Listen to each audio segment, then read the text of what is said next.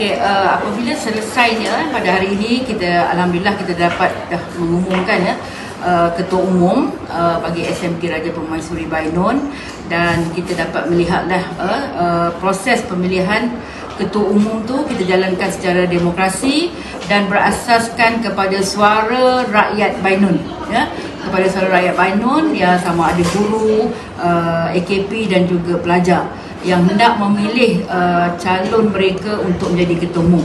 Jadi kita melihat daripada proses yang dijalankan daripada hari pertama sehingga hari ini, kita dapat memberi impak yang positif pada semua, bukan saja pada pelajar tetapi kepada malahan kepada guru yang tidak dapat melihat proses ini secara daripada mula kepada akhir, tetapi apabila kita menjalankan pilihan raya kecil Bainun ini, semua warga Bainun dapat melihat prosesnya, bagaimana dijalankan satu proses pilihan raya untuk memilih wakil rakyat ataupun calon.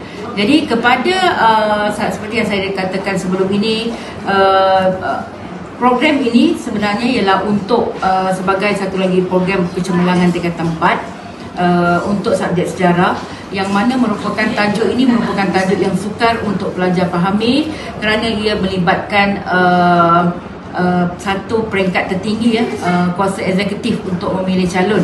Jadi apabila kita menjalankan satu simulasi yang mana dia berdasarkan dunia nyata dan kita kaitkan juga dengan apa yang dipelajari dalam subjek sejarah, maka sedikit sebanyak, saya rasa banyaklah kita dapat melahirkan satu warga Bainun bukan sahaja dalam kalangan pelajar, malahan dalam kalangan guru dan juga staf yang mana lagi cinta kepada negara. Mereka cinta kepada negara, yang mana kita tak maulah kita menggadai lagi kita punya negara kepada penjajah. Jadi pemilihan untuk calon untuk wakil tu kena tepatlah, seperti saya katakanlah, bukan berdasarkan rupa dan populariti. Jadi dengan ini juga dapat menyemaikan juga semangat yang mana kita tahu subjek sejarah merupakan satu subjek yang kurang digemari oleh pelajar kerana ia melibatkan pembacaan dan penghafalan. Tetapi dengan adanya satu yang sebegini, simulasi yang sebegini, akan menjadikan pelajar makin mencintai subjek sejarah dan makin memahami kenapa mereka perlu belajar sejarah. Pada hari ini, iaitu pertama, saya akan memastikan koperasi dibuka kepada track 1.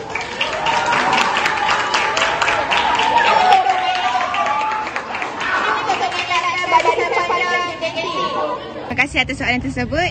Pada pendapat saya, ko-op perlu dibuka pada hari Sabtu kerana jika kita lihat pada setiap hari Sabtu, kantin akan penuh dengan murid-murid dan ini menyebabkan pelajar ada yang tidak dapat makanan, ada yang kelaparan kerana mereka tidak mendapat makanan tersebutlah. Jadi apabila koperasi dibuka pada hari Sabtu, mereka boleh membeli barang-barangan seperti pensel, buku dan makanan ringan di koperasi. Setakat hari pertama berkempen, bagaimana sambutan yang anda peroleh dari para pelajar? Alhamdulillah, sambutan sangat meriah pada hari ini walaupun saya berkempen di speaker corner. Saya akan membuka satu menteri cadangan untuk murid-murid mengumpulkan aduan ataupun menyuarakan pendapat mereka kepada pihak sekolah. Dengan ini, setiap murid dapat mengumpulkan apakah kelebihan dan keburukan serta penambahbaikan yang perlu dilakukan oleh pihak akademik untuk sekolah kita. Saja, kita boleh menambahkan lagi tong sampah yang sedia ada kerana tong sampah yang sedia ada tidak terdapat di semua kawasan. Kerana apabila waktu petang dia ada, terus tong sampah yang tersedia mungkin lebih jauh daripada tempat yang sepatutnya. Jadi saya menambahkan cadangan saya untuk menambahkan lagi tong sampah sedia ada ataupun tong kita semula.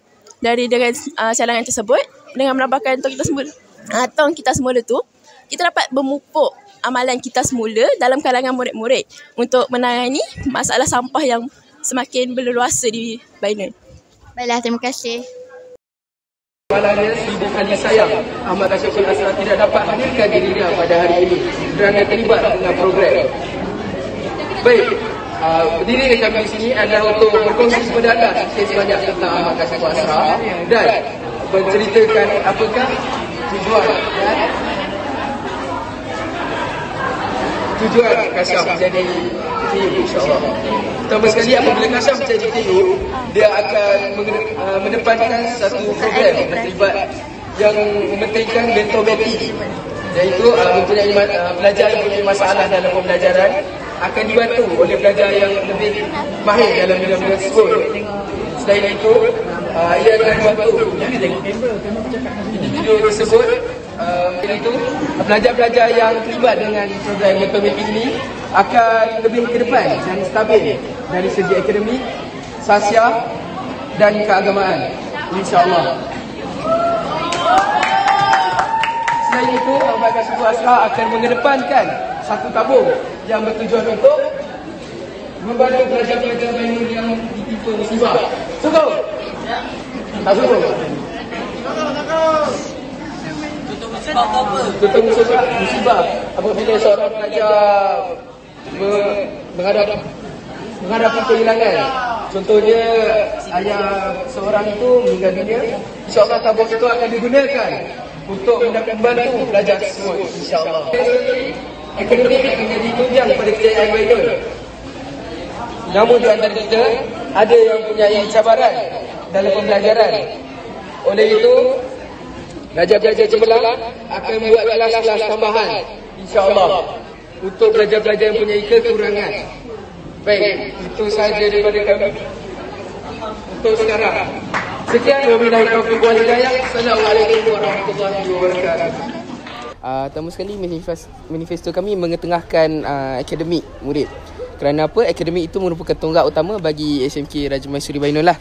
Jadi, apa yang kami akan buat ialah membuat sesi mentor-menti dengan pelajar-pelajar lain. Itu pertama sekali. Dan pelajar-pelajar yang cemerlang dalam bidang-bidang tertentu akan menjadi guru-guru muda untuk mengajar pelajar-pelajar yang kurang mahir dalam bidang-bidang tersebut untuk meningkatkan lagi mereka punya kefahaman terhadap satu subjek tersebut.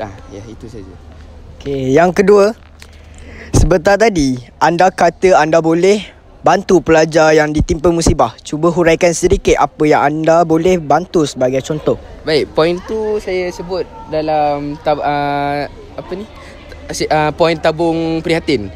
Baik, kami akan cuba membuat satu tabung di mana pelajar akan ditetapkan satu nilai untuk pelajar donate setiap hari. Dan apabila tiba masa, misalnya sebagai contoh, ada pelajar yang ditimpa musibah, bapanya meninggal ke, ibunya meninggal ke, tabung tersebut boleh digunakan untuk dijadikan sedikit pertolongan buat pelajar tersebut. Firas Syafin, manifesto yang pertama adalah menumbuhkan ahli lembaga surau. Dan sekali saya ingin mengucapkan terima kasih atas soalan yang telah diberikan.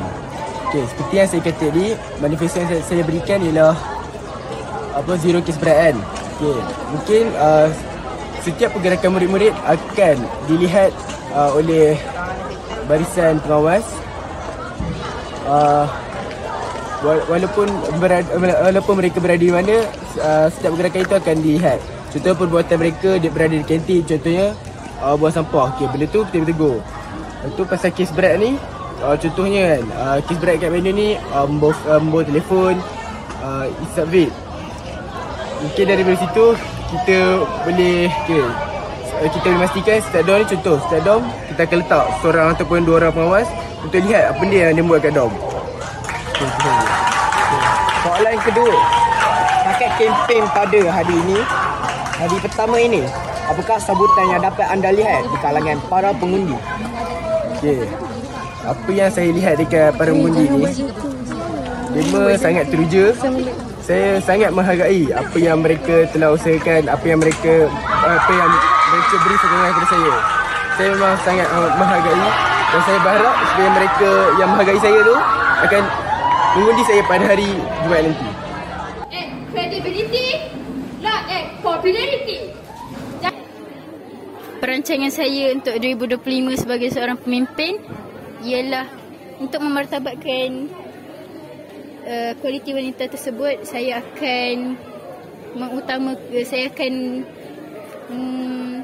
saya rasa saya sendiri apabila jika saya terpilih menjadi ketua umum sendiri, saya rasa itu sendiri akan membangkitkan kualiti wanita di mata sekolah, kerana ketua umum itu sendiri adalah jawatan paling tinggi di sekolah. Jadi jika seorang pemimpin paling tinggi di sekolah ialah perempuan, itu akan memberi lebih semangat kepada wanita-wanita. Cabaran yang terbesar yang kami boleh lihat ialah saingan daripada parti-parti yang lain yang mempunyai pengaruh yang lebih besar terhadap kalangan murid di sekolah ini. Cara untuk kami mengatasi cabaran tersebut ialah dengan berlebih semangat dalam berkempen. Ya, sebagai seorang calon wanita, cabaran paling utama saya ketika berlawan dengan calon-calon lelaki yang lain adalah semangat persahabatan mereka dengan rakan-rakan mereka, kerana kerana lelaki ni dia sangat setia dengan mereka punya calon. Jadi apa-apa perkara yang calon minta mereka buat, walaupun perkara itu memalukan ke, bersemangat ke apa ke, dia orang akan ikut. Dan itu menjadikan mereka punya parti kelihatan lebih kuat dan lebih banyak penyokong. Baiklah, bagi menjawab soalan tersebut, saya rasa inspirasi utama saya adalah daripada persekitaran dan pengalaman saya sendiri selama 3 tahun menjadi seorang pengawas. Saya menghadapi banyak masalah dan cabaran-cabaran ketika menjadi pengawas biasa. Jadi apabila saya dijadikan calon untuk ketua umum, ada perkara-perkara yang ketua umum sebelum tidak buat yang saya sendiri ingin ubah. Dan selain daripada itu, inspirasi dan idea-idea saya adalah daripada sokongan-sokongan pencadang dan pencadang saya sendiri. Dan itu meyakinkan saya lagi dengan manifesto yang saya akan buat. Terima kasih atas soalan yang diberi.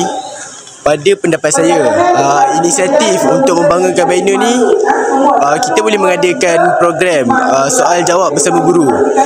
Seperti yang kita tahu, murid-murid tak berani untuk nak bercakap dengan guru macam tu je. Pada pendapat saya kan, mungkin boleh mengadakan program ni setiap bulan, soal jawab tentang pelajaran ataupun masalah-masalah yang... Apakah cabaran terbesar yang anda jangka akan dihadapi sebagai ketua umum dan bagaimana anda merancang untuk mengatasinya? Terima kasih pada soalan. Cabaran yang besar yang saya jangka akan saya hadapi ialah untuk menjaga disiplin belajar, kerana ianya agak sukar untuk saya kawal.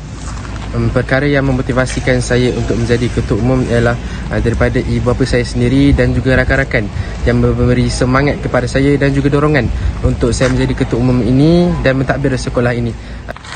Dan insyaAllah dengan sokongan dan juga dorongan serta semangat yang diberikan oleh rakan-rakan dan juga ibu bapa, insyaAllah semangat ini dapat dikekalkan.